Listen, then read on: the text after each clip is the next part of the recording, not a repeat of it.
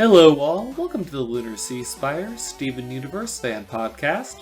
This is episode 258, and today we'll be talking about the track list for Steven Universe the movie. I'm GC13. And I'm David. So, it looks like when they say it's going to be a musical, they mean kind of like a Disney movie? I really thought it was going to be a little more back-to-back with the songs, but it seems as though this is the first Steven Universe soundtrack we're getting from the movie that actually, as far as the digitally released version, is going to include background music. And so even though there's like 38 tracks on the soundtrack that they've released ahead of time on iTunes, where you can only listen to True Kind of Love right now, we can see all the song track names, like only 16 of them are lyrical, which is still a lot of songs. Oh yeah. But during the San Diego Comic-Con panel, Rebecca Sugar called it something like 6 Mr. Greggs, or she put some number. However many minutes times 11 this movie is. Yeah, Mr. Gregg was like a lot of music, whereas for this it looks like maybe only half of it will be music. Right, and so it's not going to be like Les Mis wall-to-wall, the characters never stop singing. And I honestly think 16 songs, and I don't think this lists the length of the songs on it. On iTunes, I don't see that. 16 songs for an hour and a half runtime is still a lot of songs. There's going to be like, I think the math, that probably works out to at least 2 songs per 11 minutes, if not more. Yeah, that would be 2 songs per 11 minutes. Which is plenty of singing. Plenty of singing. But again, we'll have plenty of time for some good old-fashioned talking traditional scenes too, so... I said it on Twitter, but what I'm really zooming in on is track 10, System Boot, Pearl Final 3.info. It's like, ooh. Yeah, when we first just had the track list as reported either by Hollywood Reporter or some other news source, it might have been AV Club actually, reported the track list first. That track easily stood out because it's like, how do you even say it? I am obviously really interested in that, but the mystery was definitely deepened by including who sings it, which weirdly includes... Bendy is in several of these, actually. Obviously, I was looking at her in Other Friends, but she is singing along with the gang in that Pearl song. The whole gang, I should point out. It's really weird, because I would have thought this song was about maybe even Pink Pearl, since we don't know a lot about her, or, heavily featuring just Pearl herself, as she maybe goes into some place inside because she's, well, at least as the song suggests, rebooting. But, it features a broken up Garnet because we have Charlene Yee and Erica Luttrell singing. And then also, weirdly, we have Bendy singing along because Daryl Styles is listed. And having Greg there, too, makes this whole scene really strange because it comes after the background music one-on-one where seemingly Steven, or perhaps Garnet, actually, is facing Bendy. And I guess the gang joins in because Garnet gets broken up. It's no longer a one-on-one. Maybe. I don't know. I'm just looking at this track list. I'm so intrigued by that reprise. Yeah, so skipping past most of what happens in the movie, we would assume that Steven is able to win over Bendy at the end of the day. And he seemingly does, because the song Let Us Adore You that the Diamonds sing for Steven, and including Steven, weirdly, at the beginning of the movie, is done at the end with Bendy as part of the gang, which is pretty weird to have her specifically with the Diamonds, because what does that mean for Bendy's character? How important or high up is she? Why is she joining in with the Diamonds to praise Steven again? I also think the song's pretty weird in general because it has an almost religious overtone to it. It definitely sounds like Christmas song that I feel like I've heard in my life. Come, let us adore him. Yeah, so I'm just imagining like baby Steven in a manger with his pink diamonds showing. Steven has the easiest job at the Beach City nativity scene. He's just the baby. Well, he can transform into one fairly easily. So that song's pretty weird. I'm even talking about the beginning of the movie, the fact that the tale of Steven, as it's so titled, is told by the trio of diamonds is fascinating because we honestly haven't seen that relationship develop in any way in show. So to see the diamonds' perspective starting off the movie on either what they think of Steven's history or retelling Rose, since we never really fully understood how much they understood about Steven during the course of the show. Now we'll really get to see that. They might have learned a lot in 2 years. Yeah, they have had 2 years to learn, so I'm hoping that the tale of Steven will be fairly accurate. Right, it won't be like Garnet's retelling of Rose Quartz history or any other false history. Also, just having the trio of them singing is kind of insane. I mean, we've never heard White Diamond sing, and she actually appears to be the one. I believe that the way that they list the singers on the songs is actually their order of introduction. Now, this song might start with all three of them singing, but they list her first. Actually, in this case, it might be alphabetical, so I take it back. They're probably all together. But White Diamond's name is still first. She is most important. But she's going to be obviously the voice that fans are wanting to hear the most because we've already heard a duet between Yellow Diamond and, well, I guess Blue Diamond didn't do much singing. Yeah, it was. I mean, the Pearls were singing backup. I still maintain that it would be awesome hearing an antagonistic duet between Yellow Diamond and Pearl. Yeah, unfortunately, unless they have their own corruptions, probably no more antagonizing from the Diamonds. But so having Bendy singing in all these songs is really weird. I guess when I thought about this movie before, obviously Bendy was going to be a central character, but I think the point was really driven home to me here, that the journey that Steven and the Diamonds and everyone else has gone through is going to affect what they're trying to ultimately, I guess, teach Bendy. Something that's encapsulated in the song Change, which comes late in the movie. I mean, that's all Zach. That's all Steven. The only solo Zach song. There's not a lot of solo songs actually in general besides Estelle's. She actually has 2 solo songs in this. And then Change. I do like the instrumental track, Are We Interrupting Something? That I'm just imagining that just being the Diamonds just stumbling in on whatever the resolution of the conflict is.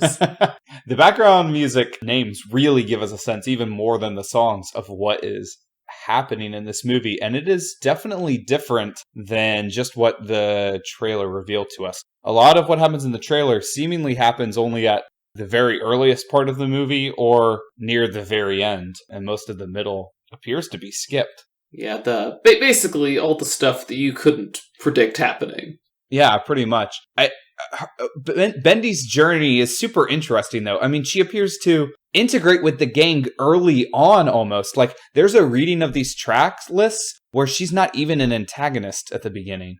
Yeah, that's what was surprising me. It's like, she's I mean, she could ruin Happily Ever After, like, if she wanted, but, like, other friends could be being sarcastic, I mean.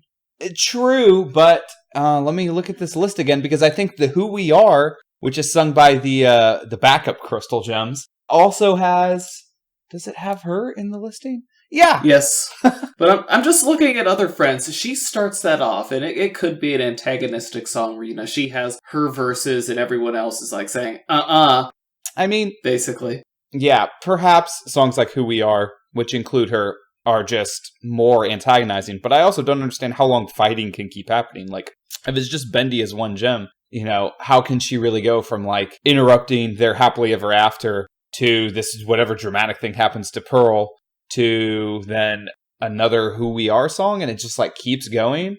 But then it leads into a search party where Bendy disappears, seemingly. Yeah, she's absent from a lot of these songs in the middle, so it's almost like she shows up, does a lot of character stuff, after plopping that drill down, and then just wanders away and leaves everyone to do some soul searching. Yeah, and I can't remember where I was hearing this interview recently again. Or actually, it's not an interview. After seeing some of the reviews of the movie, which give us more insight into just the overtones of what happens, there seems to be a lot more focus than I initially thought there might be about sort of recapping the journey that all of our Crystal Gems have like been on and Steven's been on, and that really being one of the driving themes throughout the movie. And so I guess that middle part where Bendy's gone could be some of where we explore that kind of stuff. And songs like Echoes of Friendship could be, it's only a background song, but does that lead us into something where, we end up having a duet between just Zach and Michelle Diaz, so just Steven and Amethyst? does that, where is that showing like their journey alone? So we kind of get these seemingly like solo moments that highlight some relationships that the characters have. And then obviously we get an Opal song who features a completely unknown person in it. And I was looking at Independent Together myself, and I'm just saying, if you don't mind being spoiled for a pretty big reveal, go ahead and look up the name of the character Ted Leo voices. It is hype. So I only looked up Ted Leo, and so the only context I have is that I know that he and Amy Mann did music together. They actually had a pretty funnily named duet or duo called The Double, but it's like indie rock, which the Crewniverse loves. But this song not only featuring him is weird, but the fact that it features Opal's voice actress and Pearl, but not Amethyst, is like what is that about? How is Amethyst not a part of whatever leads into it, but Pearl is? Maybe Amethyst is playing drums. Who knows? I don't know, unless it has something to do with Ted Leo and Amethyst, is Purple Puma and now features a more masculine voice. I hope that's a ridiculous guess instead of the correct guess. But that is very interesting. But I'm not going to look up Ted. Well, I will look up Ted Leo right after we record this. But yeah, it's a song I'm pretty hyped for, not just because of Opal, but I mean Opal always. Yeah, I can't believe Opal's coming back unless she's somehow miraculously not voicing Opal and she's just singing, because we have had songs in Steven Universe where people sing, but they're not actually featured, like Stefani. It doesn't technically sing the song that we hear at the end of the Watermelon Steven episode, whose name escapes me. Escapism. Yeah, that's the one. Yeah. Drift Away, Just by Bendy, Found between Bendy and Steven. Yeah, seeing this villain having an emotional journey that we explore completely from her perspective, how does Drift Away work with Steven not witnessing her? Does this movie stay from Steven's perspective the whole time, just like the show? She could be singing to him, especially if they have a duet just after that. Yeah, it's just another fascinating rule of Steven Universe that if they follow it, we don't get to see these characters on their own without Steven somehow witnessing it. I'm kind of surprised that Steven and Bendy don't have a song, just the two of them, after the resolution of everything, to be honest. It is weird, but she is seemingly with the diamonds. So whatever that means. I really want to know how that diamond song even works at the beginning and end. Like, are they off on Homeworld? Are they on Earth when they sing this? Seemingly the diamonds are on Homeworld. I don't know why they're singing this, like, for, like, in a movie like Hercules, it makes sense for some, trio of women to sing to us at the beginning because we know we're watching a movie, but... Also because of Greek choruses. Yes, so Steven, is obviously broadcasting a message to all of the gems, but do they really need to know this story? So I don't know who the diamonds are singing to. And then for that to happen again with Bendy is... Well, I'm really now excited to see the journey of Bendy in this movie. I didn't realize that the antagonist was going to be so important, but I don't know why I ever would think different of a show created by Rebecca Sugar. I mean, obviously, her journey is going to matter a lot, too. I mean, there is hope for people who are hoping for a violent end to Bendy, in that she's in that Let Us Adore You reprisal with the diamonds, but not in the finale, so they can always, for another week, hope that it's another antagonistic song where she loses. But again, I don't think it's that kind of show. It's not. Maybe she runs away, but I don't think so. I don't expect so. I mean, I kind of, it hurts me to know that shattering is such a cool concept in Steven Universe, because I don't think I've ever, there's surely, because humans have made lots of fictitious stories in their existence, but I haven't seen a lot of stories of like where people die, but then their consciousness is sort of split. Like the implications of how gems die is pretty horrible, but unfortunately we don't get to explore it that much. I mean, they don't even like focusing on the cluster that much or anything else outside of a single episode. But, death would be cool. Actually, with the new Invader Zim movie that came out, I had kind of been going back on the history, and the original way that they wanted to end Zim, one of the ways was that just both he and Dib die. It's just like, that's a very natural end for a show. In this case, to have Bendy around as another character if there were more Steven Universe episodes may potentially not work. So, hey, maybe they could shatter her. I don't think that'll happen. Also, since she gets lost once in this movie, I doubt she would get lost again. That's sort of a weird thing to do. But yeah, she's not in that finale, so who knows? Yeah, I mean, I think the finale is kind of about restoring that happy ending that Steven wanted. So I guess it would make sense for her not to be there. But if the movie's other central theme is about change and accepting change to happen, then surely it's not just going to be the status quo at the end, right? Like something, it may not be a huge fundamental shift, but I would assume by the finale, it's not just about restoring order to the world, right? Like Steven's going to have learned something new too. And something about Bendy is going to have had an effect on their world, potentially. Oh, well, yeah, kind of does a number on it. Well, yeah, we'll see how they heal Earth after. It was looking a lot worse than when the cluster was erupting. Quick, Steven, think about snakes! Yeah, it turns out that's all he has to do. But yeah, I'm excited. I'm kind of happy that it's only going to be a half musical, not a 100% musical. But, I need my dialogue-y bits too. Yeah, I think this is going to touch it all. And again, just based on the pre-reviews that I've seen, and I can't believe they didn't select us as well to get an early screening. I don't know how that didn't happen, Yes, with our broad reach. Right, I mean, I'm assuming you've been checking your email inbox. I know I forgot to check mine, but... I have a forward set up now, so I won't miss anymore. Yeah, no, actually same. But, they clearly put so much time into this movie that it would be impossible for this 38-song track list to be 38 lyrical songs. And, we have everyone that we've ever wanted to see sing in this show sing. Even Lars is in the finale. I really hope he's in... It'd be cool to have him in more of this, because if, as some new art book suggests, this movie is potentially an end to Steven Universe, which is weird because we've kind of had conflicting reports about that. I'd be really remiss not to see Lars get to use some of his lion powers, and this would be such a fit for that. But based on the track list, Lars has really nothing to do with this movie. But Sadie sings in it somewhere in the middle, and Lars and Sadie could be dating, and, so he could be around. But he has literal lion powers. I mean, he's like maybe even more powerful than some of the other gems. Okay, so hear me out. What if, for most of the movie, Lars is in court with Emerald, arguing over the fate of the Sun Incinerator? Ugh, please let there be some ridiculous excuse to keep him out of the movie that pisses me off right at the start. And then, after the court proceedings are over, he comes with the diamonds to Earth, and that's when they just stumble upon whatever resolution was happening. Just in the most comedic way possible. I would appreciate if at least they did address why Lars wasn't involved. And I feel like they pretty much will have to. And I would obviously appreciate if it was comedic instead of really boring, like he had to cook the whole time. Having him fighting against Emerald would be a lot better. I was preparing the biggest ube roll ever. One the size of fluorite, and I just could not be disturbed. Yeah, are he in because the off colors aren't really...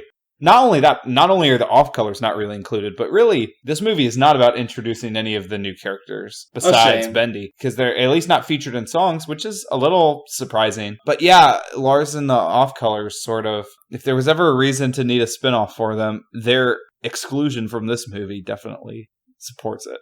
I mean, they could be off adventuring, testing the waters for a spin-off. Yeah. Oh, speaking of characters that could die, maybe Pat Barasha will die in this movie.